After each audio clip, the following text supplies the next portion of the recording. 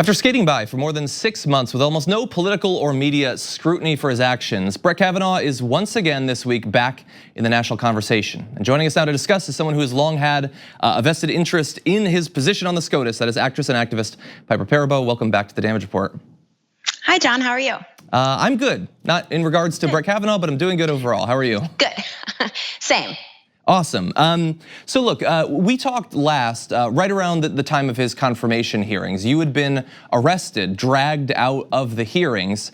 And so I'm curious, how do you feel about the scrutiny once again being placed on his record? I'm happy about it. I think that there wasn't a thorough FBI investigation the first time around, and this is what happens when we don't do our jobs properly, then we have to go back and fix it all. So I'm glad that there are people calling for an investigation and an impeachment inquiry. I think that's the right thing to do. Yeah, so I mean, we're sort of fast forwarding quite a bit from the last conversation that we had. And I mean, I remember thinking after the hours of testimony and then Susan Collins' speech, when he got on, I thought, you know what? Please let's hope that this does not simply become normalized, that people will pay attention to it. And largely, it seems like that didn't happen. I'm curious, at the time, did you think that by this point there would have been a more serious reckoning for Brett Kavanaugh? I mean, I was so heartbroken after the Susan Collins speech when she said she would vote to confirm him. And she said in her speech that she thought by voting to confirm him, it would, bring people together and unite the judiciary. And I don't think that's happened. I didn't really know what was going to happen. I feel like we don't have a process in place for this when there are allegations of wrongdoing brought against a judicial nominee, especially in the Supreme Court. And so one of the good things about having an FBI investigation into this, whatever the result, is that maybe we could have some guidelines so that we don't have to do this kind of make it up as we go along version the next time something comes up. Yeah.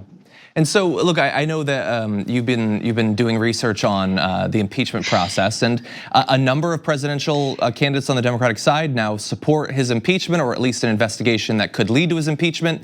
Now, some people respond to that by saying, might be divisive, similar to when they talk about impeaching Donald Trump, that it could hypothetically hurt the Democrats in 2020. What do you think about that concern?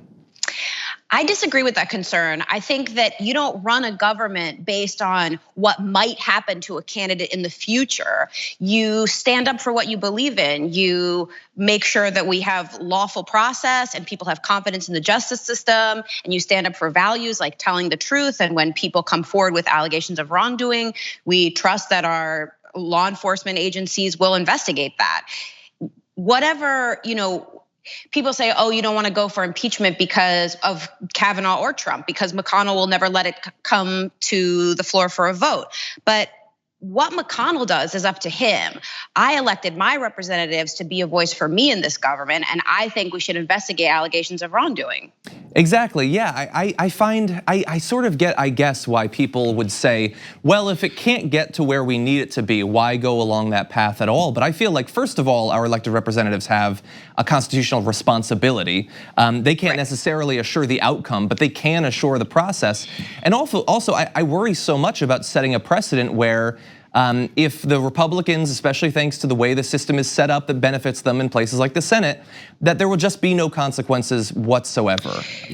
Yeah, and I want to see people on the record. If we could actually get to if allegations are found to be factual and we get to a place where we're having a vote for impeachment on the Senate floor, I want everyone's vote to be known. I want you to be on the record for how you're dealing with this, and not you just don't get a pass because we're too afraid to look at the truth.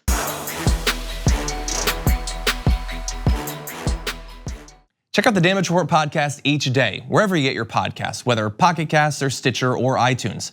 You can join me as I give you the news and stories you want, with a range of co-hosts and interview guests jumping in on the fun each day. Again, that's the Damage Report, wherever you get your podcasts. And if you get them at iTunes, don't forget to rate and review. Sometimes I'll read them live on the show.